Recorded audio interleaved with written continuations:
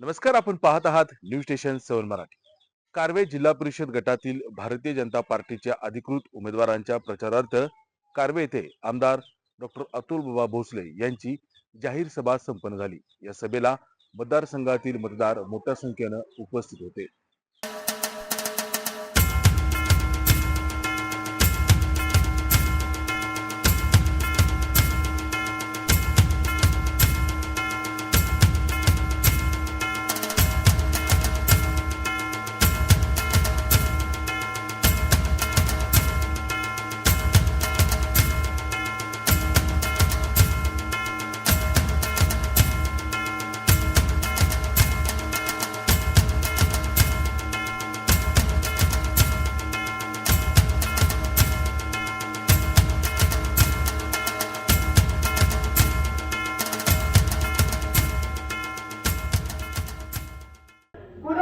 कृष्णा विश्वविद्यापीठ आणि चेअरमन यशवंतराव मोहिते कृष्णा सहकारी साखर कारखाना माननीय डॉक्टर सुरेश भोसले बाबा या ठिकाणी उपस्थित राहिले। मी आपणा सर्व कारवे जिल्हा परिषद गणातील सर्व मान्यवर व आपण मतदार बंधू भगिनी आपल्या सर्वांचं स्वागत करतो। सरपंच माननीय साधना अधिकराव भोसले यांनी आजच्या प्रमुख पाहुण्यांचं माननीय डॉक्टर सुरेश भोसले बाबा यांचा सत्कार करावा।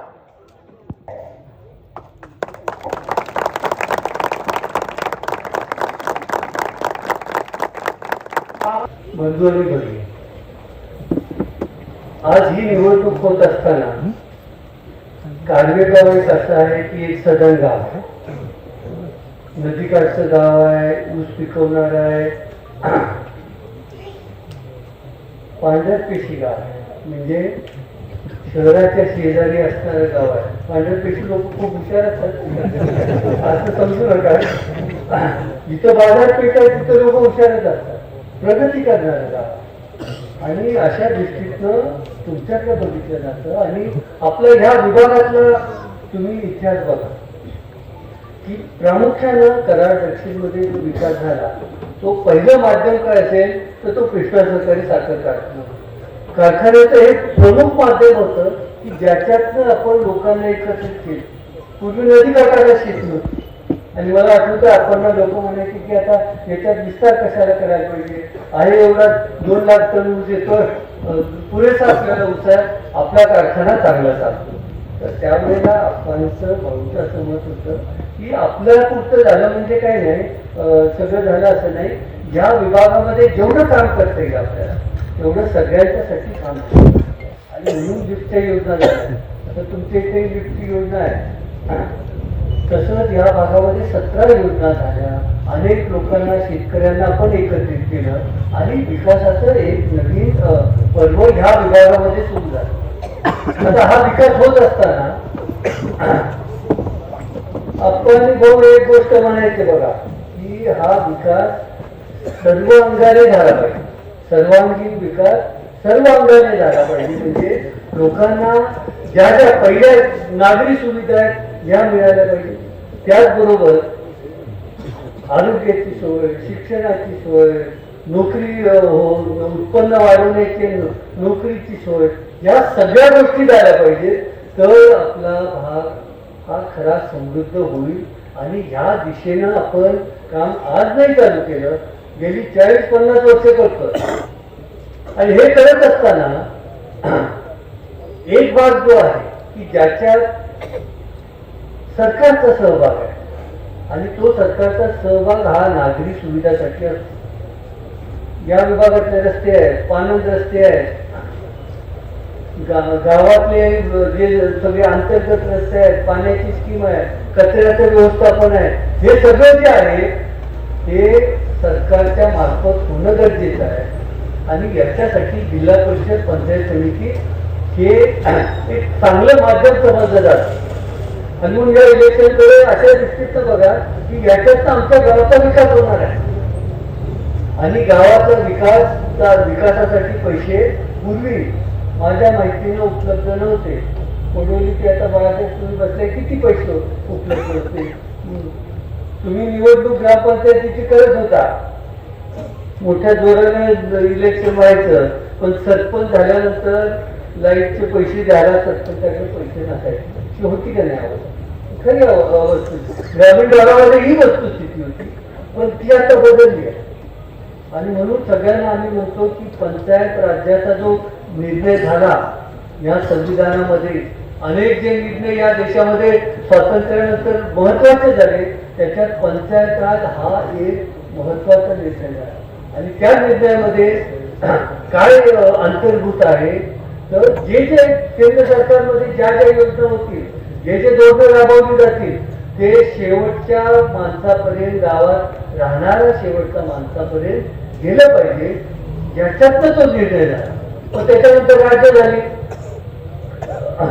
राज्यानंतर जिल्हे झाले. म्हणजे आज हे आमचं जिल्हा परिषद जे आहे हे लक्षात घ्या, हे जिल्ह्याचं कॅबिनेट आहे, खालीपर्यंत आलंय. आणि जिल्ह्यापासनं आज शेवटच्या गावापर्यंत हा विकास पोचला पाहिजे, हे माध्यम आहे. आणि आतापर्यंत असं झालं की या विभागामध्ये तरी, नदीकाठच्या विभागामध्ये आम्हाला काही फारसे पैसे उपलब्ध झाले नाही. ते आत्ता व्हायला लागले. बाबाने मनावर घेतल्यानंतर 1 वर्ष आमदार व्हायच्या अगोदरपासून त्यांनी काम चालू केलं. आणि माझ्या माहितीनं हे काम फार मोठ्या प्रमाणात आणि फार मोठी लाभदायक गाव आहे, त्याच्यात कारवाई येतात. तुमचे रस्ते आता गाव बघितलं तर हेच म्हणतात कसं काय काम झालंय, तर म्हणतात गावात सगळे चकाचक झाले, सगळे रस्ते झालेले आहे. पण अजून सगळं काम संपते का, विकास संपतो का, हे कधीच होत नाही. आता पुढचे प्रस्ताव द्यायचे, आणि पुढचे प्रस्ताव देताना ज्या ज्या सगळ्या गोष्टी, ज्या ज्या योजना आहेत सरकारच्या, त्या सगळ्या योजना इथे राबवल्या गेल्या पाहिजे. आणि अनेक योजना आहेत सरकारच्या, आणि ते राबवण्याची जबाबदारी आज जे प्रतिनिधी होणार त्यांची राहणार आहे. आणि याच्यामध्ये लक्षात घ्या की पिण्याच्या पाण्याची स्कीम ती झाली आहे आता तुमची का नाही अजून? सगळ्या वस्तीपर्यंत गेले का? नसेल गेली तर आपल्याला ही वाढीव स्कीम साठी सुद्धा पैसे आणावे लागतात. तर तुमचं गाव सुद्धा आता विखुरलं गेलं ना. आता जसं रेठऱ्यामध्ये आहे, रेठऱ्यामध्ये आम्ही स्कीम सगळ्या वाढीव वस्त्यावरून नेली, तसं तुम्हाला करावं लागेल. त्याच्याबरोबर सांडपाण्याचं व्यवस्थापन आहे, कचऱ्याचं व्यवस्थापन आहे, अंतर्गत रस्ते आहेत, तुमची शाळा आहे, जिल्हा परिषदेची शाळा आहे, शाळेसाठी पैसे आले पाहिजेत ना. आता आम्ही रेठऱ्याला पहिल्या टप्प्यामध्ये 65 लाख रुपये आणले, 2 कोटी रुपये मंजूर होणार आहेत गावातल्या शाळेच्या. आणि म्हणून जिल्हा परिषदेच्या शाळा सुद्धा जशा शहरात इंग्रजी माध्यमाच्या शाळा आहेत तशा शाळा झाल्या पाहिजेत. म्हणजे आज जो निवडून येणारा प्रतिनिधी आहे त्याच्या पुढे किती मोठ्या गोष्टी होणार आहेत त्याच्या हातून हे लक्षात घ्या. आणि तेवढा प्रयत्न तुम्ही केला तर होणार. बसल्या ठिकाणी काय मिळत नाही, लक्षात घ्या. आपण काय प्रस्ताव दिला नाही तर काय तुमचं काम होणार नाही. आणि दुसरं, सगळ्या ग्रामपंचायतीत आमचा सल्ला असतो की तुम्हाला गाईड करणार नुसतं तू ग्रामसेवक अनुभव राहू नका, तू नुसतं अंगणवाड्यात करेल, दुसरं म्हणजे फार मोठं काम त्याच्याकडनं होईल असं समजू नका. तुमचे हे जो सरपंच आहे, ग्रामपंचायत सदस्य आहे, जिल्हा परिषद जो सदस्य आहे ते चांगले पाहिजे, प्रशिक्षित पाहिजे, त्यांना माहिती पाहिजे या गावासाठी आपण काय करू शकतो आणि काय योजना राबवू शकतो ते आपल्याला प्रयत्न करायचे आहे. आणि म्हणून जर या विभागाचा विचार केला तर आपण सर्वांगी ज्या वेळेला म्हणतो त्यावेळेला विकास होण्यासाठी ज्या ज्या गोष्टी लागतात. आता आपला कारखाना झाला, कारखाना आपण त्याचा विस्तार केला, वाढवला, सगळ्यात जास्त दर देतो माहिती आहे ना. सगळ्यात जास्त दर देणारा आपला कारखाना आहे. 3311 कुठल्या कारखान्याने गेल्या वर्षी दिलेले नाहीत. आणि फुकट साखर घरपोच हा करणारा दुसरा कारखाना नाही. अशाच आपल्या सगळ्या संस्था चालवतो. आणि त्याच्यातनं एकच आपण विचार करतो की ह्या समाजाला त्याचा लाभ झाला पाहिजे. दुसरा कारखाना काढला तरी तिथले लोक आहेत कामाला का नाही आहेत कारवाईची सांगा. भरपूर लोक आहेत, रेठरेचे आहेत, कारवेचे आहेत. तिथे जाऊन जरी तिथं कारखाना असला तर तिथल्या लोकांना आपण संधी दिली. आता अजून आपण ज्या संस्था वाढवणार आहे त्याच्यात ह्या भागातल्या लोकांना संधी देणार आहे. उपवायला लागलो. आपल्या विभागामध्ये माझ्या माहितीनं 25,000 भांड्याचं वाटप केलं बाबा आणि अजून काम चालू आहे. अजून जेवढं आपल्याला करता येईल हे काम करायचं आहे. त्याचबरोबर दुसऱ्या योजना आहेत. आयुष्यमान भारत योजना आहे. सगळ्यांना आरोग्याचे कार्ड हे द्यायचे आहे. आता आपला दवाखाना आहे सगळं तुम्हाला किती होणार आहे. आता नवीन सरकारची योजना जी आहे या योजनेमध्ये आता अनेक आधार वाढवलेले आहेत, पैसे वाढवलेले आहेत. त्याच्यामुळे आम्ही असा बघतोय की इथला आपल्या विभागातला पेशंट आला की त्याला फ्रीमध्ये तो घरी गेला पाहिजे. त्याचा औषध उपचार, मेंदूची शस्त्रक्रिया असू दे, हृदयाचे असू दे, कॅन्सर असू दे, सगळं त्याला मोफत झालं पाहिजे. हा प्रयत्न करतोय. हा हे तुम्हाला कुठं सापडणार आहे? इतर या कृष्णेच्या परिसरात सापडणार, तिथं आतूबाबाच्या मतदारसंघातच सापडणार. तिथलं पुढचं भविष्य तुम्हाला सांगतो. हे एवढं काम आपण करतो. त्याचबरोबर आता नवीन अजून एक योजना घेतो आपण. ती काय आहे? सौर ऊर्जाची. ते चालू केलंय का कार्यामध्ये? हां, हे पण चालू केलंय. प्रत्येक घरावर सौर ऊर्जाचं पॅनल बसवायचं आहे आणि त्याच्यानंतर त्याच्यासाठी आता नियोजन केलेलं आहे की तुमच्या खिशातनं पैसे जाऊ नयेत आणि हे आपल्याला व्हावं त्याच्यासाठी नियोजन केलं. कशी आहे योजना? 1,05,000 रुपये त्याचा खर्च आहे. त्याच्यामध्ये 78,000 रुपये सबसिडी आहे. योजना कितीची? 1,05,000 रुपयाचं ते पॅनल बसणार आणि त्यात 78,000 तुम्हाला सबसिडी मिळणार. आपल्याला फक्त किती 27,000 रुपये भरावे लागणार. परंतु ते पैसे सुद्धा कमी होणाऱ्या वीज बिलात जाणार. तसं मला विचारलं तर खिशातनं 1 रुपया तुमचा जाणार नाही. पण आता बाबांचा प्रयत्न की हे 27,000 रुपये पण सरकारकडनं मिळतात का? हा आता या आताचं जे अधिवेशन आहे त्यात मांडणार आहे बाबा की ह्याचं हेच परत द्या आम्हाला. म्हणजे इलेक्ट्रिसिटी फ्री. आता किती बिल आहे तुम्हाला माहिती असेल. आता 8 रुपयांनी काहीतरी तुमचं बिलिंग होत आहे. पुढं ही 8 रुपये राहणार नाही ना. पुढच्या वर्षी MSEB 10 रुपये करेल. पुढच्या 5 वर्षामध्ये 15 रुपये होईल, 20 रुपये किती होते. आपलं बिल फ्री असणार आहे कारण आपल्यावर सौर ऊर्जा आहे. आणि हे सौर ऊर्जाचं जे पॅनल आहे अनेक लोकांना माहिती नाही आहे. हे या पॅनलचं आयुष्य किती आहे माहिती आहे? 25 वर्ष. एकदा पॅनल लावलं 25 वर्ष बिल फ्री. आता आणि काय काय आपल्याला फ्री आलंय त्याचे बघायचं आहे. इरिगेशन मध्ये आता कसं आपल्याला फ्री मध्ये सगळं होईल असा प्रयत्न करायचा. निदान कमी खर्चामध्ये तरी झालं पाहिजे, पाणी उपलब्ध झालं पाहिजे. हा प्रयत्न आपल्याला करायचाच आहे. स्कीमला आता जुन्या स्कीम आहेत त्याला पैसे सरकारकडनं जाणायचे. ज्या ज्या सरकारच्या योजना आहेत सगळ्या खात्यामधल्या सगळ्या योजना ज्या आपल्यापर्यंत पोहोचल्या पाहिजे हा प्रयत्न आहे. आणि अनेक योजना केंद्र सरकारच्या आहेत, राज्य सरकारच्या आहेत. ज्या योजना सर्वसामान्य माणसांसाठी आहेत त्या योजना आपल्याला राबवता आल्या. आणि एक नवीन विकासाचं पर्व ह्या कराडमध्ये हे प्रस्थापित करायचं आहे. सगळ्यात विकसित असा आमचा मतदारसंघ प्रत्येक कुटुंबापर्यंत हा लाभ प्रत्येक कुटुंबापर्यंत पोहोचला पाहिजे हा प्रयत्न करायचा आहे. एवढंच. आता जास्त वेळ घेत नाही. आता पुढे हे बाबा येईपर्यंत हे लढवतो म्हणजे बोलणारे बरेच आहेत सगळे इथं.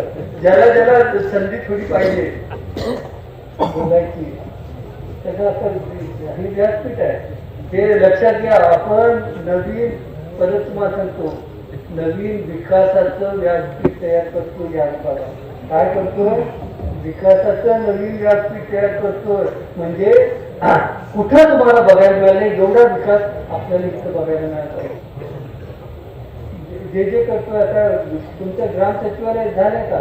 नवीन जे होणार आहे ग्राम सचिवालय सगळ्या ज्या ज्या गावामध्ये नाही तिथं बाबांनी पैसे दिले. 40 लाख 50 लाख असे पैसे दिले ग्राम सचिवालयासाठी. पण आधुनिक पद्धतीचं होणार. ग्राम सचिवालय आधुनिक पद्धतीचं, शाळा आधुनिक पद्धतीचं, डिजिटल होणार. सगळ्या शाळांमध्ये पूर्वीचं खडूपळा राहणार नाही. डिजिटल बोर्ड येणार प्रत्येक वर्गामध्ये असा विचार करतोय आपण. आणि ही कुठली शाळा? जिल्हा परिषदेची शाळा म्हणून आता आमची शाळा ज्यावेळेला होईल आता वर्ष 2 वर्षातच लागते, एका वर्षामध्ये आम्हाला कंप्लीट करायचे. तुम्ही बघायला या तशा शाळा प्रत्येक गावामध्ये झाल्या पाहिजे. आता तुमचा जास्त वेळ घेत नाही. या ठिकाणी उपस्थित असलेले सर्व जिल्हा परिषद गटातले सर्व जुजारवाडी, नारायणवाडी, दुशेरे, कोडोली, कारवे, वडगाव, कोरेगाव, टेंबू, सयापूर, कपिल गोळेश्वर या सर्व विभागातून आलेले सर्व प्रमुख नेते आपण सर्व आणि कारवे गावातील मोठ्या संख्येने उपस्थित राहिलेले आपण सर्व मतदार बंधू, सर्व कार्यकर्ते, सर्व विभागातील सरपंच, उपसरपंच, विविध संस्थांचे चेअरमन, वाईस चेअरमन, पदाधिकारी आपण सर्व मोठ्या संख्येने उपस्थित राहिलात मी आपल्या सर्वांचं या ठिकाणी स्वागत करतो. या ठिकाणी आज ही निवडणूक होऊ घातल्या की खऱ्या अर्थानं भोसले कुटुंबियांची एक अशी प्रतिष्ठेची लढाई या ठिकाणी आहे. कारण आपण बघितलं तर तिसरी पिढी आज भोसले कुटुंबियांची आज योगदान देते. सुरुवातीला जयवंतराव भोसले आप्पा यांच्या योगदानामुळं कारखाना आणि त्यानंतर विविध संस्थांचं जे चांगल्या प्रकारे चालवल्या आणि त्याचं विविध संस्था आप्पांनी निर्माण केल्या. त्यामुळं सर्व आपला आर्थिक स्तर उंचावला. त्याचबरोबर ज्या इरिगेशन संस्था काढल्या त्यामुळं सर्व आपल्या लोकांचं उन्नती झाली, बागायत झालं आणि त्या सर्व संस्था पुढे आतून सुरेश बाबांनी अगदी नेटानं चालवल्या. आणि एक वेळ संस्था काढणं सोपं परंतु ते चालवणं फार अवघड असतं. तरी सुद्धा सुरेश बाबांनी सर्व संस्था जोमान चालवून त्याच्यात वरच्यावर प्रगती केली. त्यामुळे अगदी मेडिकल पासून ते सर्व संस्था कारखाना असू द्या, आपला कृष्णा यशवंतरावमध्ये कृष्णा कारखाना ज्यावेळेस आम्ही आमचं भाग्य आहे की बाबांच्या बरोबर काम करायला मला संधी मिळाली. कारण तर ज्यावेळेस गेल्या 10 वर्षापूर्वी ह्या कारखाना ताब्यात घेतला त्यावेळेस त्याची परिस्थिती एक जवळजवळ 500 कोटीचं कर्ज होतं आणि कारखाना चालू होईल का नाही अशी परिस्थिती होती. परंतु ज्या वेळेस ह्या कारखान्याचं एक्सपान्शन झालं त्यावेळेस सुरुवातीला आप्पासाहेबांनी केलं. त्यानंतर मध्यंतरी जे 6 वर्षाचं बाबांना सुरेश बाबांना जे चेअरमन झाले त्यावेळेस 5 वर्षाचं 5,000चं सुरेश बाबांनी 7,500 केलं. पण आत्ता आपण बघतोय अगदी 12,000च्या वर आपण क्रशिंग करतोय. सर्व कारखान्याचं आधुनिकीकरण, विस्तारीकरण आणि डिस्टलरी असू द्या ही असं सर्वांचं आधुनिकीकरण आणि विशेषतः ॲग्रिकल्चर कॉलेज ही सगळ्या ज्या संस्था आहेत त्या अगदी नेटानं चालवल्या. त्यामुळे आपल्याला त्याचा निश्चितपणानं फायदा होतोय. त्याचबरोबर आता तिसरी पिढी जी आली आपली त्यांची अतुल बाबांच्या रूपानं ती तडफदार आमदार म्हणून त्यांनी जे काम केलं तर त्या आमदार व्हायच्या अगोदर सुद्धा त्यांनी विकास कामं भरपूर केली. त्यामुळं आपण सर्वांनी मोठ्या ह्याने त्यांना मोठ्या उत्साहाने आपण त्यांना निवडून दिलं. यामध्ये कारवे गावाचं मला तुम्हाला सांगायचंय. कारवे गावात जवळजवळ त्यांनी आमदार व्हायच्या अगोदर जवळजवळ 10 कोटी रुपयाचा निधी त्यांनी आमदार व्हायच्या अगोदर दिला आणि आमदार झाल्यानंतर आता ह्या एका वर्षात जवळजवळ 16.5 कोटीचा निधी त्या ठिकाणी उपलब्ध करून दिला. तर इतका निधी उपलब्ध करून देणारे आणि अजून काय मागा असे म्हणणारे एकमेव आमदार म्हणजे डॉक्टर अतुल बाबा भोसले आहेत. आणि या पालन रस्त्यांचा सुद्धा आता नवीन प्रस्ताव बरेचसे झालेत. आपल्या इथं 5 पालन रस्ते मंजूर झाले. त्यामुळं 5 पालन आता इथून पुढं जे शेतातले येणारे रस्ते होते ते सगळे जवळजवळ चांगल्या प्रकारे होतील. आणि सगळ्या परिसरातले आपण पूर्वी महाविकास निधी आपण जे रस्ते करत होतो अगदी ते 10-12 वर्ष किती जमत होता 1 कोटी रुपये वगैरे. परंतु बाबाने आत्ताच जवळजवळ 42 कोटी रुपये पालन रस्त्यासाठी आणले. जर विकास कामं करून घ्यायची असली तर अतुल बाबांचा हात बळकट केलं पाहिजे. आपल्याला या ठिकाणी अजून कारवे गावासाठी मला 2-3 गोष्टी सुचवायच्या आहेत. अतुल बाबांनी विकास कामं करताना धानाई देवीला सुद्धा ब वर्गाचा दर्जा प्राप्त करून दिला. त्याचबरोबर आता आपल्याला अजून कार्वे गावासाठी जी योजना राबवायची आहे ती क्षारपडची योजना. आता मध्यंतरी आम्ही मागं आपल्याला जवळजवळ 10-15 वर्षापूर्वी क्षारपडची योजना मंजूर झाली, परंतु ती पूर्ण होऊ शकली नाही, तर ती अपुरीच राहिली. आता शासनाचं अजून असं आहे की 20% रक्कम आपण भरायची, 80% रक्कम शासन भरणार. मध्यंतरी आम्ही ही योजना आपली अपुरी राहिली आहे म्हणून पूर्ण झाली नाही, म्हणून अतुल बाबांच्या कानावर वाटलं. बाबांनी प्रांतांना वगैरे सांगून की आम्ही इथे जे स्थानिक उपअभियंता जे निष्ठांचे आहेत ते मलते साहेब त्यांना जाऊन भेटलो. त्यांनी इथं येऊन पाणी केली, पाणी करून सगळ्या विभागाचा सर्वे करायचा म्हणून त्यांनी तो प्रस्ताव पुण्याला पाठवला. आता तो प्रस्ताव 100% तिथं मंजूर होऊन येणार. आचारसंहिता झाली की ते म्हणजे आम्हाला लगेच तुमचा प्रस्ताव तयार करू आणि त्यानंतर पाठपुरावा करून अतुल बाबांनी पण शब्द दिलाय की क्षारपड योजना तुमची मंजूर होणार. क्षारपड योजनेचं असं आहे की 575 हेक्टरचं आपलं शासनाला आपण कळवलंय. 575 हेक्टर म्हणजे जवळजवळ 1400-1450 एकरचं क्षारपड सचिन पाठलाय ही या ठिकाणी अतुल बाबांच्या माध्यमातून होणार. त्याचबरोबर आत्ताच बाबांनी सांगितलं त्याप्रमाणे धानाई इरिगेशनचं आम्ही त्याचा अभ्यास केला. आता जे 17 इरिगेशन कृष्णा कारखान्याच्या चालू आहे त्यात 1 नंबरला इरिगेशन आपली धाना इरिगेशन आहे. वारंवार बाबाच त्याचा उल्लेख करतात. तर आम्ही स्वतः असा विचार केला होता की आपणच का पूर्णपणे जाऊ नये, आपण का त्याचं रिनोव्हेशन करू नये, कारण आता 40-45 वर्षापूर्वीची ही योजना आहे. तर आता त्याचं रिनोव्हेशन झालं पाहिजे. लिकेजेस वाढते आणि तक्रारी जास्त येतात, पाणी कमी काढतात मोठा. तर आम्ही त्याचं सर्व जैन इरिगेशन, नेटाफेम, फेरोलेक्स या सगळ्या कंपन्यांना बोलवून त्याचं सर्वे केला. तर त्यात असं आपल्याला म्हणाले की प्रत्येक एकरी जवळजवळ 2 लाख रुपये खर्च यासाठी लागतोय. तर आता अतुल बाबा आमदार झाल्यानंतर त्यांनी सांगितलं की ह्या सर्व योजना आपण आता बाबांनी सांगितल्याप्रमाणे केंद्र शासनाच्या माध्यमातून आपण पैसे न भरता त्या सगळ्या रिनोव्हेशन करून मिळणार. म्हणजे त्यात आपल्या इरिगेशन सगळं रिनोव्हेशन होणार, क्षेत्र वाढणार. आपण ठिबकवर जर गेलो तर अजून जवळजवळ 250 एकर क्षेत्र आपलं वर डोंगराच्या वर वाढते, त्यामुळे त्याच नफा देणार. त्याचबरोबर आता आपल्याला महत्वाचा आणखी एक मागणी आपल्याला अशी आपली की रेल्वेचा रस्ता किंवा मार्गी लावायचा. कारण वरनं ऊस येतो भरपूर, तरी सुद्धा अडसरी ऊस जास्तीत जास्त आपला वर असतो. तर त्या ऊस निघायला सुरुवातीला पुढे येतात पण खाली निघायला अडचणी होत्या, त्या रस्ता मार्गी लावायचा. त्याचबरोबर आमची मागणी अशी आहे की मागं आम्हाला श्रीनिवास पाटलांनी सुद्धा विचारलं तुम्हाला रेल्वेच्यावर पूल देऊ द्या का, तर तो पूल सुद्धा अतुल बाबांच्या माध्यमातून आपण निश्चितपणाने करणार आहोत. त्याचबरोबर नदीवरचा पूल आपला नदीवरचा जो पूल आहे तो आता एक पूल आहे पण रस्ता रुंदीकरण अजून होते. दुसरा पूल आपला मंजूर झालेला परंतु तो नंतर रद्द झाला. तर अतुल बाबांनी शब्द दिलाय की तो जवळजवळ आपण मंजूरच निश्चितपणाने तो सुद्धा मंजूर होईल. कारण आता हा पुलाला बरीच वर्ष झाली, जवळजवळ 60 वर्षापेक्षा जास्त काळ झाला. तर आता नवीन पुलाची गरज आहे. तर ही सुद्धा काम आपल्याला अतुल बाबांच्या माध्यमातून करायचे. त्याचबरोबर धाना देवस्थान त्याचं पर्यटन स्थळापर्यंत आपण त्याचं ब वर्ग दर्जा बाबांनी दिलाय. तर त्याचं आपण निश्चितपणानं त्याचं पर्यटन स्थळ कसं होईल ह्या पद्धतीचं त्याचं आपण सर्व रचना करणार आहोत आणि एक उत्कृष्ट असं देवस्थान या ठिकाणी होईल त्या दृष्टीने आपण निश्चितपणे त्यासाठी प्रयत्न करणार आहे. हे सर्व प्रयत्न करायसाठी माननीय अतुल बाबा हे फार सक्षम आहे. कारण मी मागाशी तुम्हाला सांगितलं की अजून तुम्हाला किती निधी पाहिजे हा विचारणारा एकमेव आमदार कोण असेल तर अतुल बाबा आहे.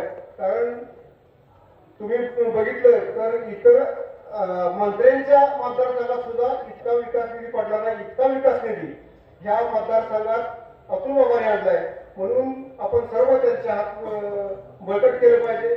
आणि मी तुम्हाला सांगतो की ह्या दोन्ही उमेदवाराच्या वतीनं मी तुम्हाला एक वचन देतो की आम्ही आतापर्यंत कधी बाहेरच्या गावाच्या बाहेर गावाचा विकास आसपासचा इथला लोकांची ही संबंधित राहून इथं आम्ही काम केलं.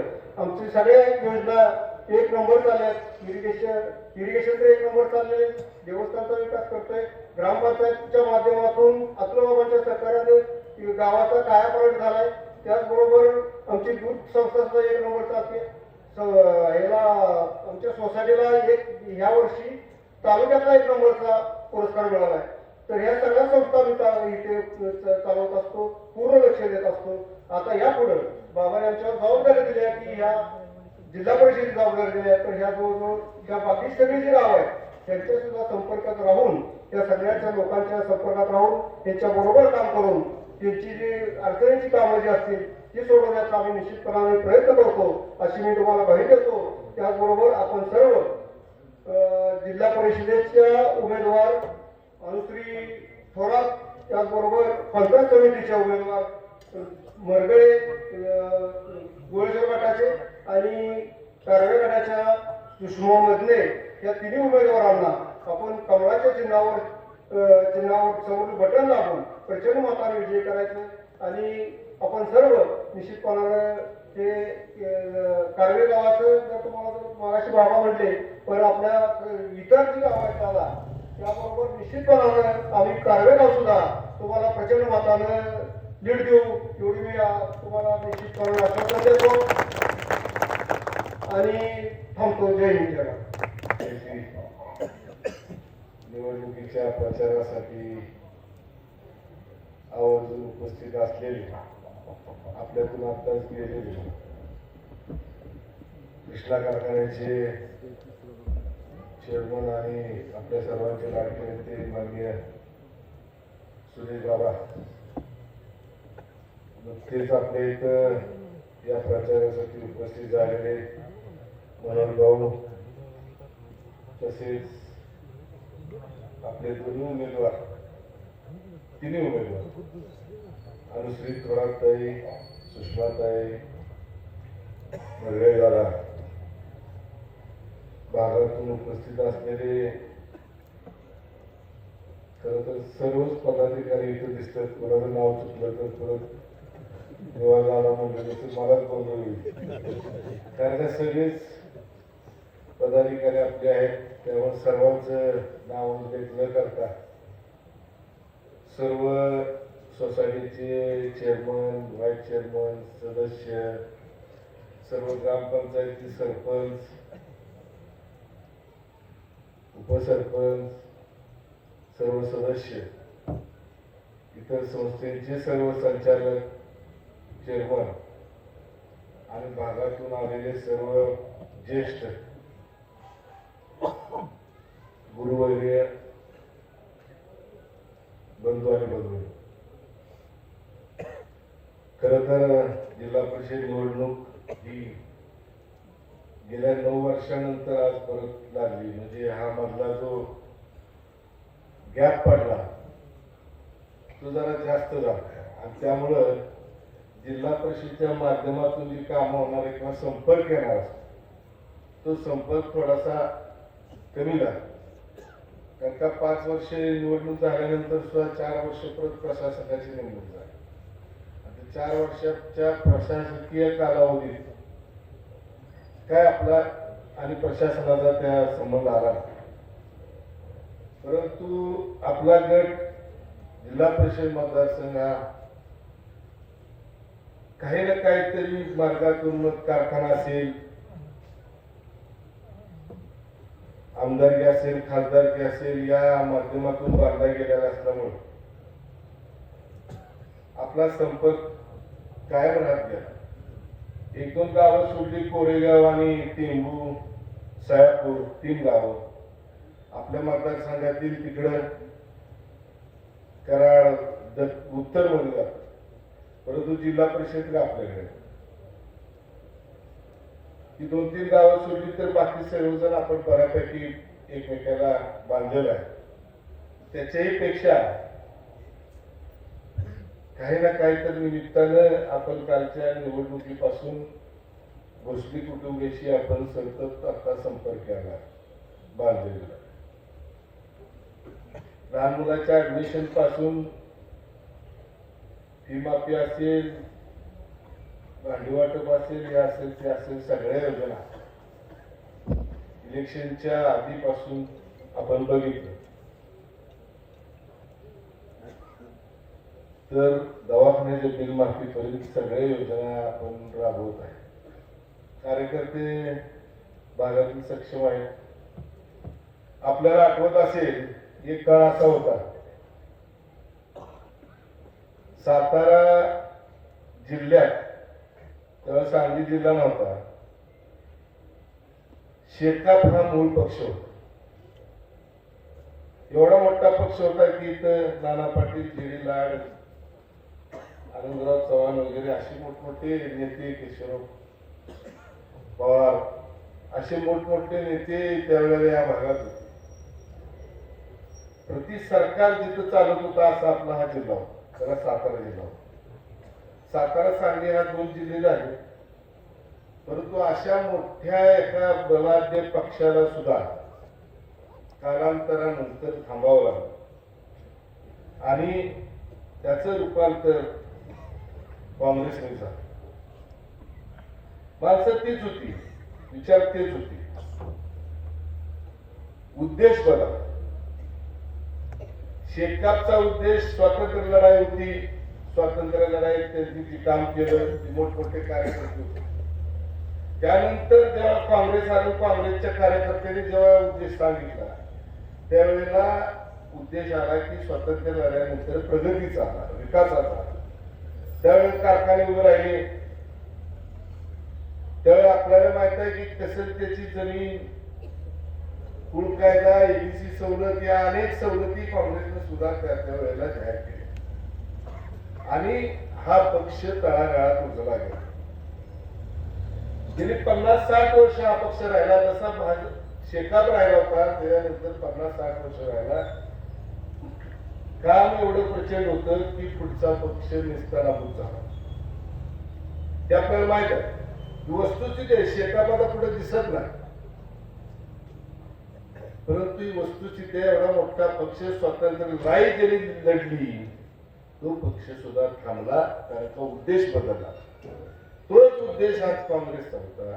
काँग्रेस सुद्धा आता थांबलं का, तर कुठंतरी भाजप सरकार आलं आणि ज्या नवीन नवीन योजना आल्या, जे काम आलं, जी प्रगती झाली, जी दृष्टी आली आणि त्या दृष्टीच्या माध्यमातून जो विकास झाला हा लोकांना मान्य झाला आणि लोकांनी परत भाजप पसंत केली.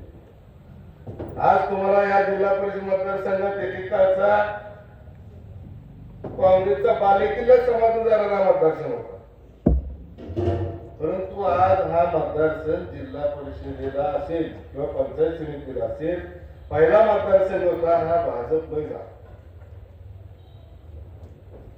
ह्याच्या पाठीमागचं कारण तुमच्या लक्षात यायला पाहिजे की काम करत असताना कामातून रूपांतर लोकांपर्यंत पोहोचलं तर त्याचा परिणाम काय होतो हे आपल्याला हे चित्र स्पष्ट दिसते. आज सातारा जिल्हा नव्हे पश्चिम महाराष्ट्र भाजपमध्ये झाला. का म्हणून झाला, तर जी वर्गण होती, जी काम थांबलेली कामं होती, ती कामं स्पीडनं नवीन सरकार आल्यानंतर ज्या प्रगतीने झाली, ती प्रगती एवढ्या जबरदस्त. आपण अनुभवतोय 5-7 वर्षात एवढा मोठा काँग्रेस पक्ष 5 वर्षात संपला असं तुम्हाला कधी वाटलं नाही, परंतु हे झालं. 5-7 वर्षाच्या कालावधीत पक्ष कुठं दिसेना असं झालं. याचं कारण फक्त काम एवढं जबरदस्त झालं. त्या स्टेजवरची जी माणसं दिसतात ही कामाची माणसं आहेत. म्हणून भाऊ असतील, आमचे वैभव असतील, रणजित आहेत, अनेक माणसं आहेत. काम असं एवढं झालं की त्यांना सुद्धा ते मान्य करावं लागलं आणि ते सुद्धा कामाच्या बरोबर आपल्या प्रवाहात आले.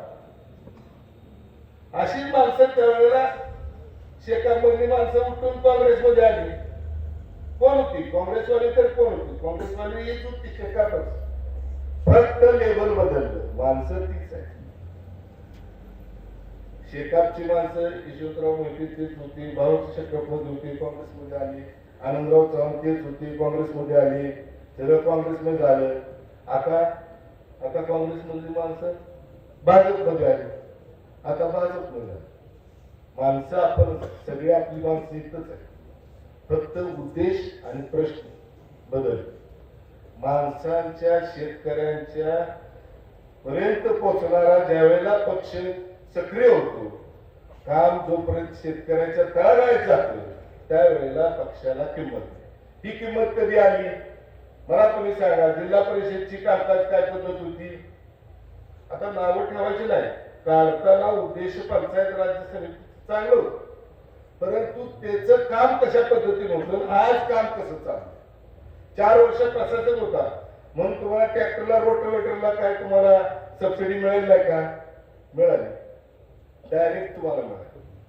कुणाला नोंदणी लावायला लागलं नाही, कुणाला विचारायला जायला लागलं नाही, कुठल्या जिल्हा परिषद सही घ्यायला लागलं नाही, कुठल्या पंचायत समिती सही जायला लागली का नाही. तुम्ही 10 लाखाचा ट्रॅक्टर घेतला तरी सुद्धा तुम्हाला सबसिडी मिळाली डायरेक्ट तुमच्या खात्यावर. एक ताडपत्री घ्यायचं म्हटलं तरी सुद्धा त्यावेळेला जिल्हा परिषदेच्या सदस्याची किंवा पंचायत समिती सदस्याची सही लागली, त्याच्यापाशी जायला लागली. परत तो अधिकारी आला, त्याला चहा पाजा, ही करा ते करा, ही सगळं ही जे होतं हे बंद झालं. आज तुम्ही ड्रिप केली राहणार आणि ऑनलाईन तुम्ही फॉर्म भरला, अपडेट केलं तुमची माहिती, तर आज तुम्हाला ड्रिपची सबसिडी डायरेक्ट तुम्हाला खात्यावर जमा होते. हा फरक झाला. पक्ष डायरेक्ट तळागाळात नाही आणि म्हणून हा बदल जो आहे ही झाला. ही जी यंत्रणा पूर्वीची होती ही यंत्रणा बदलल्यामुळं, पक्षाच्या ज्या कार्यपद्धती बदलल्यामुळं आपण हे सगळं भाजप नाही करू शकतो. आणि असा आपला आता जिल्हा परिषद मतदारसंघ पूर्णपणे भाजप आहेच. कारवा असेल, वडगाव असेल, कोरेगाव असेल, टिंबा असेल, मला सांगा कुठलंच गाव, गोळेश्वर, काफी, कोडोली, दुशार 70-75 म्हणजे पूर्णपणे काँग्रेस ज्या वेळेस तशी होती तशी आता भाजप पुढे विरोधकच नाही, अशी परिस्थिती आहे. हा पक्ष एकला माझा ज्याला राष्ट्राची हो जाण, ना नावापुरता हिंदू अवघ्या हिंदुत्वाची शान. हा पक्ष एकला माझा ज्याला राष्ट्राची हो जाण, ना नावापुरता हिंदू अवघ्या हिंदुत्वाची शान. शिवछत्रपती रक्तात आमच्या हृदय पावन राम, संस्कार आम्हावर संघ शक्तीचे सार्थ हो अभिमान. हा देश घडविण्या सदैव तत्पर पक्ष भाजपा.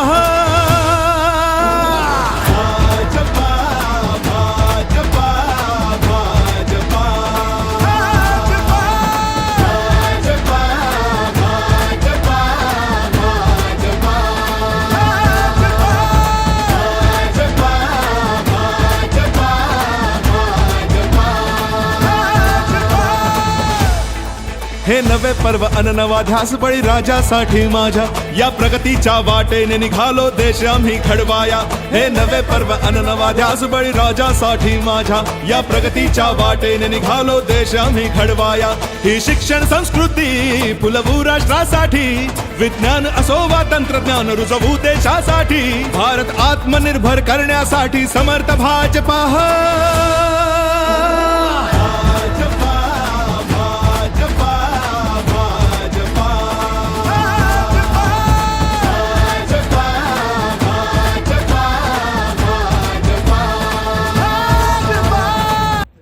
अशा वेळेला ज्यावेळेला भाजपमध्ये लागलेली त्यावेळेला आपण ज्या वेळेला बाहेर जातो, जिल्हा परिषद माध्यमातून आपण जिल्ह्यावर जात असेल किंवा आमदारकीच्या माध्यमातून राज्यावर जात असो किंवा खासदारकीच्या माध्यमातून आपण देश पातळीच्या राजकारणात जाऊ, त्यावेळेला आपण आपले सगळे हेवे दावे बाजूला ठेवून एक विचारानं आलो, एक संघ आलो तर आपली जी प्रतिमा आहे, आज समजा जिल्हा परिषद मतदारसंघ आपण किती निवडून येतो, निवडून येणार आहे काय 100% येणार. उभे राहिलेले उमेदवार ज्यावेळी उभे राहिले त्या दिवशी निवडून आले, ठीक आहे, दगडावरची रेग आहे. प्रश्न काय आता की आपण किती मताधिक्यानं हा मतदारसंघ निवडून, आणि तेच काम एक तुम्हाला सांगितलं की सगळेजण भाजप असताना, सगळीकडे भाजप असताना 70-80% गावं सगळी एक कधी दिसतात. आज नारायणवाडी तर पूर्ण रणजित दादा इथं आले, नारायणवाडी तर पूर्ण आल्यासारखी नारायणवाडी प्रवेश आहे त्यांचा. म्हणजे गावाच्या गाव एकमुखी होत आहे. पुढे उमेदवार किंवा मातोबर असा विरोधच नाही. आणि मग आपले दावे बाजूला ठेवून कुणीतरी काहीतरी काड्या टाकून आपल्यात भांडणं लावतोय. काहीतरी गोष्टी असतात त्याला फारसा लक्ष न देता किंवा फारसं महत्व न देता माग पुढे सरकून जे आपल्याला करायचं आहे ते ठाम विश्वासानं अंतर्मनानं मनातून केलं तर त्याला महत्व असतं.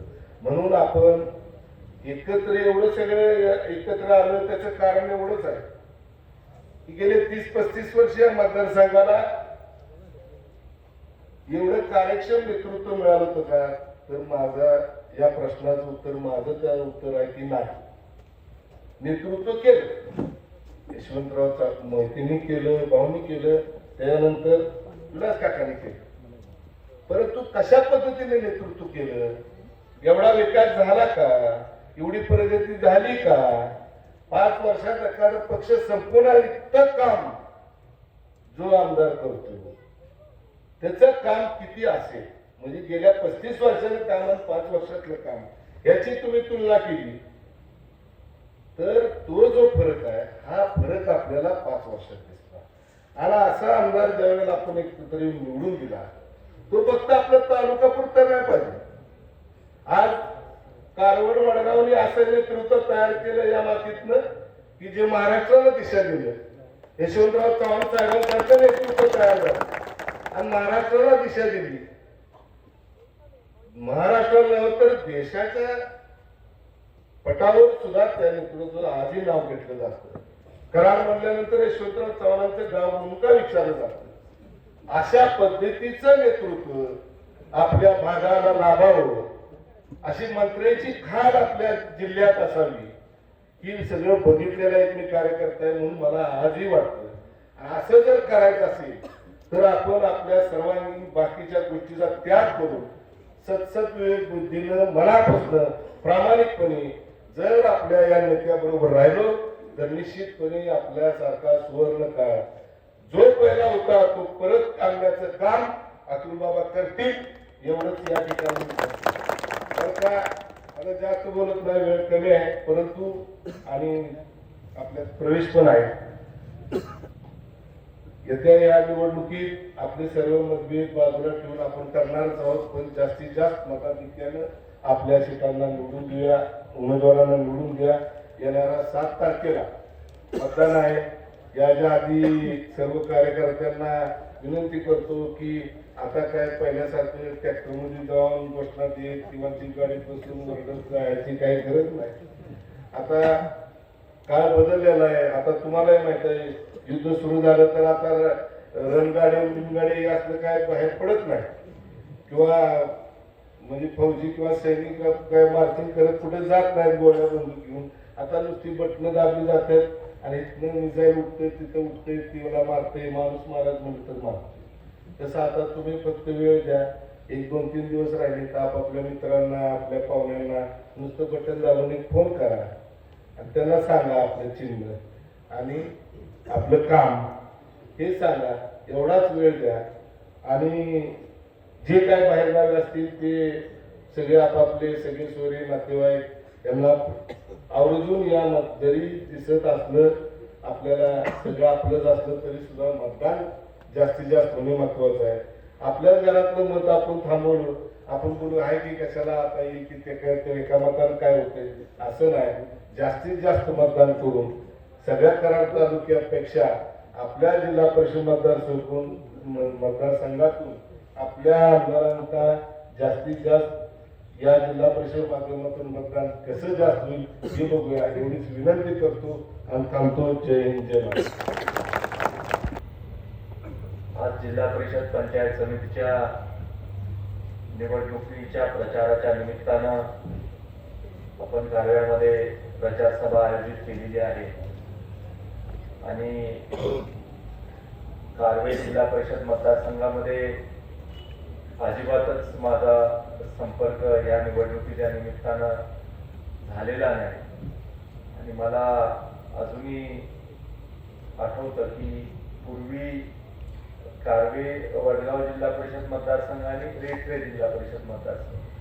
पूर्वी वाटणीला तेवढंच सेटिंग मध्ये 2 मतदारसंघ यायचे आणि त्यामुळे सगळा संपर्क इथं असायचा. पण आता आपण सगळ्यांनी आशीर्वाद दिलाय, विधानसभेमध्ये मला निवडून पाठवलंय आणि जिल्ह्यामध्ये देखील काही जागा निवडून आणायची जबाबदारी माझ्यावर आहे आणि विशेष लक्ष गुंडाळ्यावर असल्यामुळे माझा जास्तीत जास्त संपर्क माझा उंडाळे जिल्हा परिषद किंवा येळगाव जिल्हा परिषद मतदारसंघामध्ये आहे. त्यामुळे आज एक सभा व्हावी आपली कारव्यामध्ये. आपल्या घरामध्ये कार्यक्रम झाल्याशिवाय आपल्याला देखील बरं वाटत नाही. त्यामुळं कारव्यामध्ये एखादी सभा आपली व्हावी अशी माझी इच्छा होती. त्यामुळे आज बरोबर निवडणुकीच्या तोंडावर आपण या सभेचं देखील आयोजन केलं. या परिसराला एक वेगळ्या प्रकारचा इतिहास आहे, एक वेगळ्या प्रकारची परंपरा आहे सगळ्या परिसराची.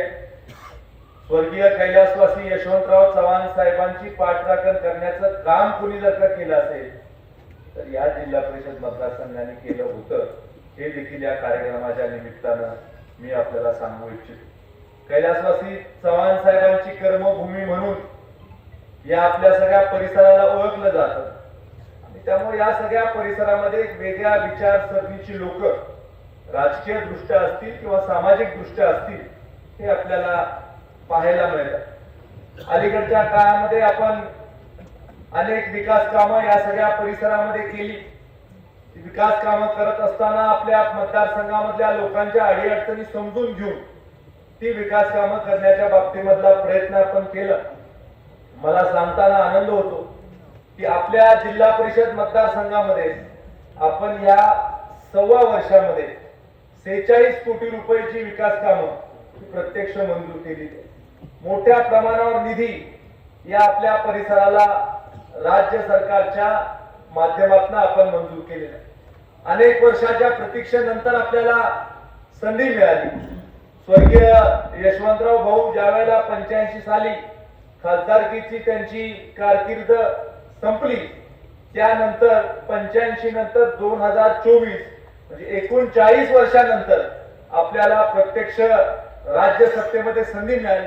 त्यामुळे साहजिकच आपल्या परिसरामध्ये जास्तीत जास्त विकास कामं व्हावी याच्यासाठी आपण प्रयत्नशील होतो. मागच्या कालावधीमध्ये आदरणीय देवाभाऊ पहिल्यांदा मुख्यमंत्री झाले त्यावेळेस मी आमदार जरी नसलो तरी सुद्धा पंढरपूर विठ्ठल रुक्मिणी मंदिर समितीचा अध्यक्ष म्हणून मला संधी मिळाली होती आणि साहेबांच्या जवळचा म्हणून मोठ्या प्रमाणावर विकास कामं आपल्या सगळ्या परिसरामध्ये करायचा आपण प्रयत्न केला होता. या जिल्हा परिषद मतदारसंघामध्ये सगळ्यात जास्त कामं निवासदादा कारव्यातच आपण दिली. मोठ्या प्रमाणावर विकास कामं आपण कारव्यामध्ये दिली आणि ह्या 1.25 वर्षाचा जरी आपण हिशोब बघितला म्हणजे महायुतीचं सरकार 2022 साली आल्यानंतर आणि मी आमदार झाल्यानंतर असा दोन्ही कालावधी जर का आपण बघितला तर कारव्यामध्ये प्रत्यक्ष 16.5 कोटी रुपयाची विकास कामं विविध माध्यमातून आपण देण्याच्या बाबतीमधलं काम केलेलं. आपण सगळे मोठ्या प्रमाणावर शेतीवर आपल्या उपजीविकेसाठी अवलंबून असतो आणि त्यामुळं आपल्या ऊसकरी शेतकऱ्याला दिलासा देण्यासाठी पूर्वीच्या काळामध्ये आपले कारखाने हे भाग विकास निधीमधून पानंद रस्ते करायचे. आदरणीय जगदीश दादांची आता लॉंग टर्म कारखान्यामध्ये झालेली आहे. त्यामुळे दादा आपल्याला देखील माहिती आहे की टनाला 5 रुपये आपण भाग विकास निधी म्हणून घ्यायचो आणि मग समजा 10 लाख त्या काळामध्ये क्रशिंग होत असेल साधारण 50 लाख रुपयांमध्ये आपण जेवढे बसतील तेवढे पानंद रस्ते करायचे. नंतरच्या काळामध्ये भाग विकास निधी घ्यायचा बंद केला आपण कारखान्यात. तर भाग विकास निधी बंद केल्यानंतर मग पानंद रस्ते कसे करणार तुम्ही? शेतकऱ्याचा जिव्हाळ्याचा प्रश्न हा पानंद रस्त्याचा असतो. शेतकऱ्याला सातत्यानं वाटत असते की माझ्या शेताकडे जाणारा रस्ता, शेतातल्या घरापर्यंत जाणारा रस्ता, 4 शेतकऱ्यांचा सामूहिक ऊस निघतोय असा रस्ता, हा रस्ता झाला पाहिजे असं शेतकऱ्यांचं मत असायचं. राज्य सरकारने योजना मागच्या कालावधीमध्ये आणली. रोजगार हमी मंत्रालयाच्या अंतर्गत मातोश्री पानंद रस्ता दुरुस्ती होती आणि मग मला त्या योजनेच्या बद्दलची माहिती कळाल्यानंतर मला लक्षात आलं की इथे स्कोप आहे आणि आपण कारखान्याच्या माध्यमातून सभास्थांचे पानंद रस्ते करू शकत नाही. आपल्याला सरकारच्या माध्यमातूनच पानंद रस्ते करायला लागतील. आणि त्यामुळं आम्ही आदरणीय मुख्यमंत्र्यांपर्यंत गेलो आणि मी त्यांच्या समोर माझी अडचण ठेवली की कृष्णा सहकारी साखर कारखान्याच्या कार्यक्षेत्रामध्ये मोठे पानंद रस्ते हे 550 मोठे आणि बारीक रस्ते शेत रस्ते हे तर खूप सारे आणि त्यामुळे ह्या रस्त्यासाठी निधी उपलब्ध होणं गरजेचं आहे. मग त्याच्यामध्ये क्रायटेरिया होती की मतदारसंघामध्ये तिथं प्रतिनिधित्व जो करतो किंवा आपल्या जवळचा माणूस आहे त्याच्या ऐकण्यावरनं ती कामं मंजूर करण्यात यावी. आणि मला सांगताना समाधान वाटतं की मी आमदार व्हायच्या आधी आदरणीय मुख्यमंत्री देवाभाऊच्या माध्यमातून आमदार होण्याच्या पूर्वी 220 किलोमीटर पानंद रस्त्यांना मान्यता ही महायुतीच्या सरकारने दिली आणि त्याच्यासाठी 45 कोटी रुपयाचा निधी हा पानंद रस्ते पूर्ण करण्यासाठी आपल्याला या मतदारसंघाला दिला. आणि टप्प्याटप्प्याने आपण ती आता कामं पूर्ण करतोय. काही ठिकाणी अतिक्रमणाचे प्रश्न आहेत, काही ठिकाणी सहमतीचे प्रश्न आहेत. हे प्रश्न सोडवत आपण या पानंद रस्त्यांची कामं पूर्ण करतो. आणि असंख्य अशी मोठी गाव आहेत जिथं मोठ्या प्रमाणावर ऊसाची शेती आहे, जिथं मोठ्या प्रमाणावर पानंद रस्ते आहेत, जिथं ऊस काढण्यासाठी लोकांना अडचण होते. अशा गावांमध्ये आपण हे पानंद रस्ते आता भविष्य काळामध्ये करणार आहोत. अनेक ठिकाणचे रस्ते पूर्ण झालेले आहेत, अनेक ठिकाणचे रस्ते हे येणाऱ्या काळामध्ये देखील आपण पूर्ण करू शकतो. याच धर्तीवर अजून एक योजना राज्य सरकारने आता आणलेली आहे. ही योजना महसूल खात्याची आहे. ही योजना मुख्यमंत्री बळीराजा शेती पानंद रस्ता योजना. आता ह्या योजनेच्या माध्यमातून मात्र तुमच्या शेताला जाणारा रस्ता सुद्धा आपण करू शकतो. अशा प्रकारची मुभा या योजनेमध्ये आहे. आणि ही महसूल खात्याची जी योजना आहे त्या योजनेचा ह्या मतदारसंघाचा अध्यक्ष आपला आमदार असतो आणि त्यामुळं मी त्या योजनेचा अध्यक्ष आहे. त्यामुळे जिथं जिथं शेती रस्ते तुम्हाला पाहिजे, शेतात जाणारा रस्ता पाहिजे किंवा वैयक्तिक एखादा आपलं क्षेत्र आहे त्याला जाणारा रस्ता पाहिजे, त्या सुद्धा रस्त्याची मान्यता आपण येणाऱ्या काळामध्ये या योजनेच्या माध्यमातून करू शकतो. आज आपल्याला सगळ्यांनाच माहिती आहे की केंद्रामध्ये भारतीय जनता पार्टीचं सरकार आहे, राज्यामध्ये भारतीय जनता पार्टीचं सरकार आहे. एक वेगळ्या प्रकारचं वातावरण आज महाराष्ट्रामध्ये निर्माण होताना आपल्याला दिसतंय. मागच्या कालावधीमध्ये लोकसभेच्या निवडणुका झाल्यानंतर एक असं वातावरण महाराष्ट्रामध्ये रंगवण्याचं चित्र चाललं होतं की आता येणारं पुढचं सरकार हे भाजप विरोधी सरकार येणार. अनेक लोकांना स्वप्न पडत होती, अनेक लोक त्या काळामध्ये पुढची भूमिका काय असावी याच्याबद्दलचा प्रयत्न देखील करत होते. पण खऱ्या अर्थानं मतदार राजांनी निवडणुकीच्या निमित्तानं 2024 साली दाखवून दिलं की त्यांच्या मनामध्ये कमळ आहे आणि त्यामुळं 238 जागा या महायुतीच्या निवडून आणण्याच्या बाबतीमधलं काम हे महाराष्ट्रातल्या सर्वसामान्य जनतेने केले. पूर्ण बहुमताचं सरकार महाराष्ट्रामध्ये आलं. इतक्या बहुमताचं सरकार देशाला स्वातंत्र्य मिळून महाराष्ट्र राज्याची निर्मिती झाल्यापासून कधीही आलं नव्हतं. इतक्या बहुमताचं सरकार आज हे आपलं महायुतीचं सत्तेमध्ये आलेले. भारतीय जनता पार्टीचे प्रत्यक्ष निवडून आलेले 132 आमदार आणि आपण पुरस्कृत केलेले 5 आमदार असे भारतीय जनता पार्टीचे एकट्याचे 137 आमदार हे निवडून आले होते. शेवटी महायुती आहे, सगळ्यांना बरोबर घेऊन आपल्याला चाललं पाहिजे. त्यामुळं तिन्ही पक्ष बरोबर घेऊन आज महायुतीचं एक भरभक्कम सरकार हे राज्यामध्ये स्थापन झाले. नुकत्याच नगरपालिकेच्या निवडणुका झाल्या, तिथं देखील मोठ्या प्रमाणावर भारतीय जनता पार्टीचेच नगराध्यक्ष आणि नगरसेवक निवडून आले. महापालिकेच्या निवडणुका झाल्या, तुम्ही महापालिकेमध्ये बघा काय झालं. मुंबई महापालिकेमध्ये भारतीय जनता पार्टी, पिंपरी चिंचवड महापालिकेमध्ये भारतीय जनता पार्टी, पुण्यामध्ये भारतीय जनता पार्टी, सांगली, कोल्हापूर, बघेल तिकडे सोलापूर, ज्या ज्या मोठ्या महापालिका आहेत तिथं भारतीय जनता पार्टी सत्तेमध्ये आली. कारण देशातल्या तरुणांचं एक मत झालेलं आहे की येणाऱ्या काळामध्ये दीर्घकाळ सत्तेत कोण राहील, भारतीय जनता पार्टी दीर्घकाळ सत्तेमध्ये राहील. लोकांना ठामपणे वाटते की भारतीय जनता पार्टी बरोबर राहिल्याशिवाय या देशाचे राज्याचे प्रश्न मिटू शकत नाही. म्हणून लोक मोठ्या प्रमाणावर भारतीय जनता पार्टीमध्ये आहे. आणि आदरणीय मोदीजींचं धोरण आहे की जो आपल्या बरोबर येतोय त्याला आपल्या बरोबर घ्यायचं. आणि त्यामुळे 2014 पासून 24 पर्यंत अनेक लोक हे आपल्या बरोबर आले. अनेक लोक आपण मतदारसंघामध्ये देखील आपल्या बरोबर घेतले. अनेक लोकांची मनधरणी आपण केली, अनेक लोकांचं मतपरिवर्तन आपण केलं आणि अनेक लोकांना आपल्या बरोबर घेण्यामध्ये आपण यशस्वी झालो. 2024 साली आपण सगळ्यांनी माझ्यावर आशीर्वाद ठेवला, मला निवडून दिलं. मला निवडून दिल्यानंतर या 6 वर्षामध्ये या मतदारसंघाची विकास कामं करण्याबरोबर अनेक लोक आपल्या बरोबर घेण्याच्या बाबतीमध्ये मी प्रयत्नशील राहिले आणि त्याचाच परिपाक म्हणून आपल्या प्रयत्नाला यश अनेक ठिकाणी मिळालं.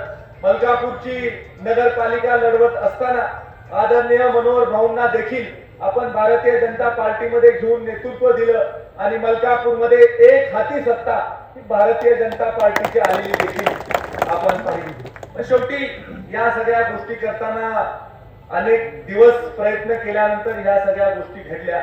एकाएकी काही या सगळ्या गोष्टी घडल्या नाही.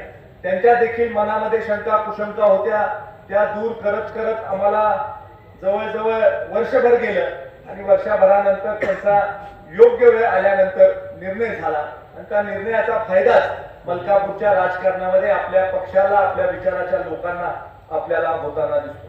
बरेच वेळेला नवीन माणसं घेताना जुनी माणसं दुखवली नाही पाहिजेत याची काळजी आम्ही लोकांनी देखील घेणं हे अत्यंत गरजेचं आहे.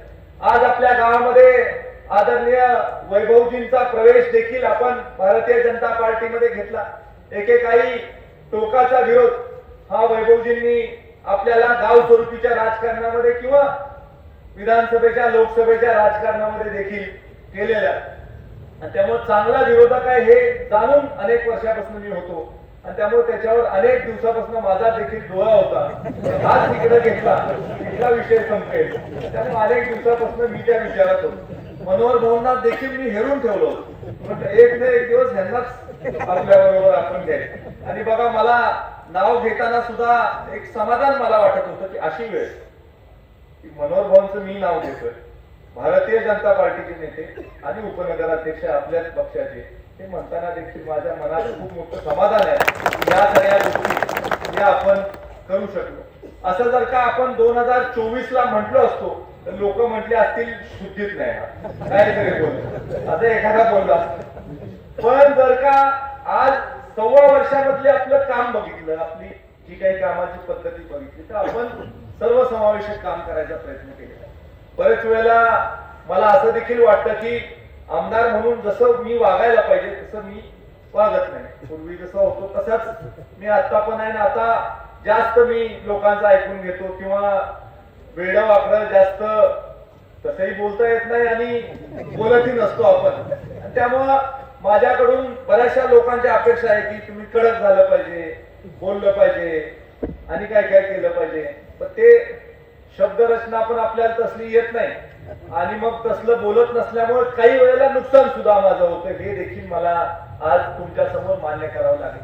थोड्याशा शिस्तीने आपण सुद्धा सगळ्यांनी राहिलं पाहिजे. पक्षाच्या विचारधारेने देखील आपण राहिलं पाहिजे. स्थानिक निवडणुका असतील, बाकी गोष्टी असतील, एका विचारानं आपण पुढे जाणं गरजेचं आहे जेणेकरून भविष्य काय आपल्यासाठी उज्ज्वल राहील. आज अनेक वर्षाच्या संघर्षानंतर आपण सत्तेमध्ये आलो. ही सत्ता टिकवण्यासाठी आपण काय करणार आहोत याचा पण आपण विचार केला पाहिजे. गांभीर्याने घ्यावं लागेल आपल्याला या सगळ्या गोष्टी. जनतेने तुम्हाला निवडून कशासाठी दिलंय? विकास कामं करण्यासाठी आणि आपल्या बरोबर असणारी लोक पुढे नेण्यासाठी.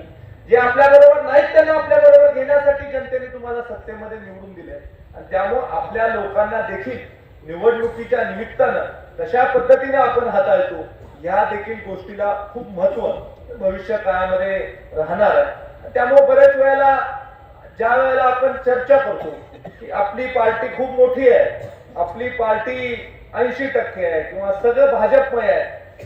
भाजपमय आहे हे कधी सिद्ध होईल?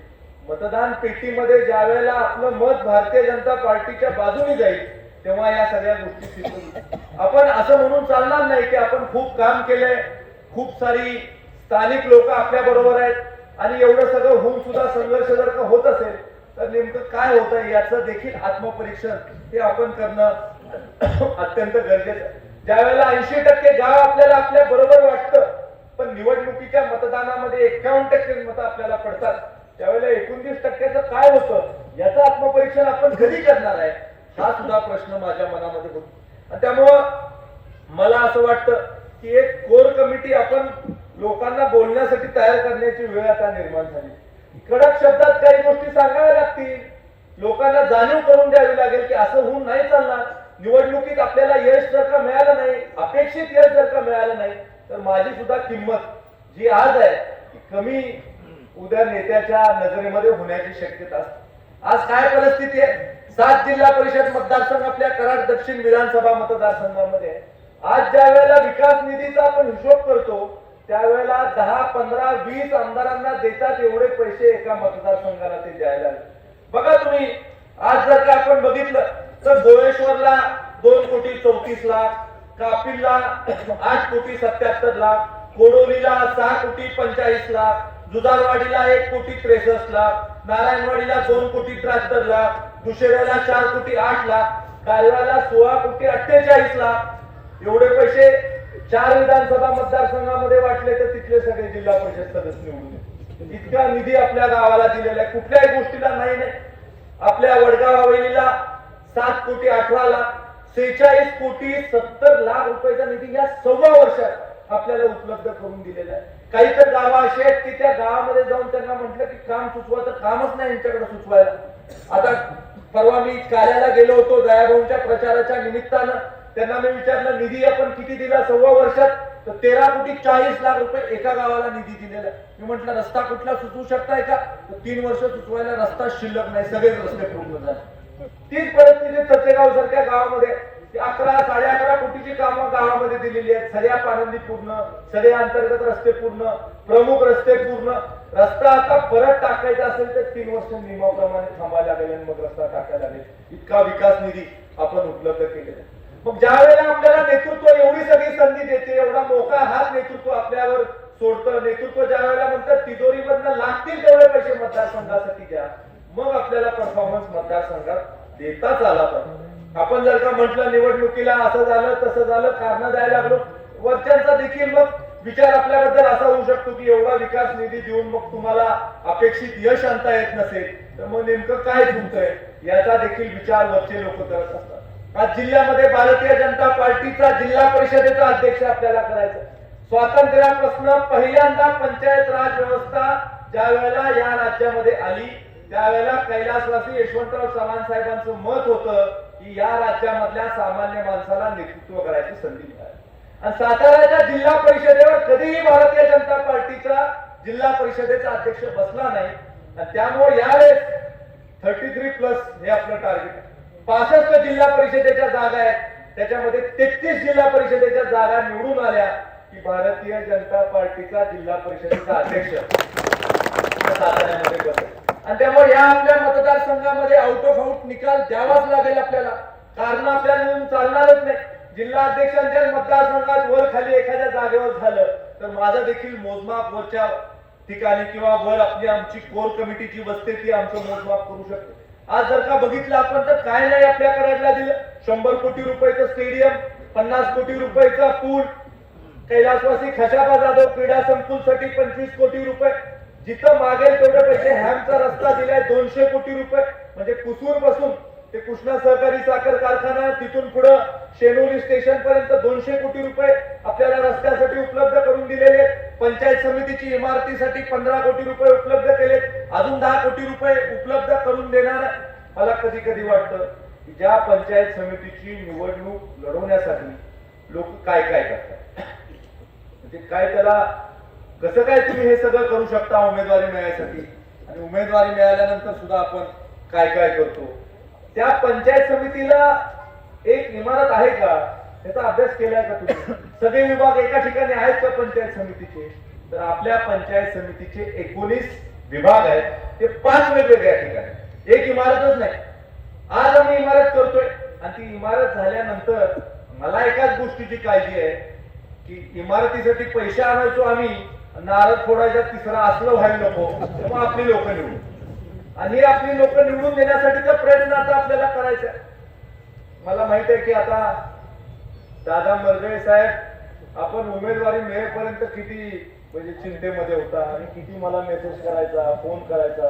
रोज 4-5 लोक तुमचे कार्यकर्ते मला फोन करायचे आणि सगळ्या गोष्टी मला सांगायच्या. शेवटी मला एक सांगायचं की निष्ठावंत कार्यकर्त्याला खूप मोठा मान आणि सन्मान भारतीय जनता पार्टी, निष्ठेला खूप मोठी किंमत आहे भारतीय जनता पार्टीला. भारतीय जनता पार्टीचे खासदार 1980 साली किती होते? 2 खासदार होते. आज आपले खासदार किती आहेत? तर 240 खासदार आहेत. हे कसं काय शक्य झालं? तर निष्ठावंताला सातत्यानं भारतीय जनता पार्टीने आपल्या हृदयाजवळ ठेवलं. निष्ठावंताची नोंद भारतीय जनता पार्टीने ठेवली आणि योग्य वेळेला निष्ठावंतांना न्याय देण्याचं काम करणारा पक्ष म्हणजे भारतीय जनता पक्ष. त्यामुळे निष्ठावंतांना न्याय देण्याची भूमिका सातत्यानं भारतीय जनता पार्टीची राहिलेली आहे. कोणालाही मोकळं भारतीय जनता पार्टीने सोडलं नाही. आपले भरत नाना पाटील आहेत, जिल्हा अध्यक्ष होते, सातत्यानं पक्षाचं काम केलं. त्यांनी शेवटी सोडून दिलं. त्यांना वाटलं आता आपल्याला काही मिळत नाही आणि त्यांना NMDC वर आता संचालक म्हणून त्यांची निवड झालेली आहे. ती योग्य वेळेला योग्य संधी मिळाली की आपण आपल्या बरोबर असणाऱ्या लोकांना निश्चित स्वरूपी संधी देण्याच्या बाबतीमधलं काम देखील करत असतो. आणि त्यामुळे आता सगळ्या सत्ता तुमच्याकडे आहे.